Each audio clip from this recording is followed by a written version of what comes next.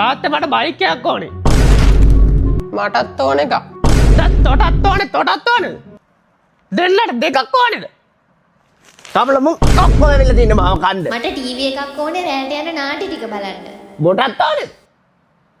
බොය වෙලා තියෙන මාව කන්න. මොනවද කියන්නේ? රැට බත් තියන්නද එපාද? නෑ කමල. මේ තේකක් අදාගෙන එන්නකෝ එමීට. දැන් තොට මොකටද බයික් එක? තොට බයික් එකක් තියෙනවනේ.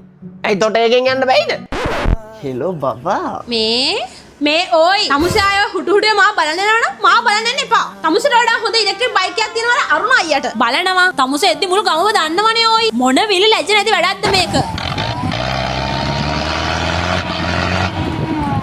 ඒකේ යන්න බෑ. යාළුවෝ විහිළු කරනවා කුණු ලොරිය එනවා කියලා. තාත්තම දන්නෝ ඒකෙද්දි. තොට මොකටද බයික් එක? තෝ බොඩි එකාට.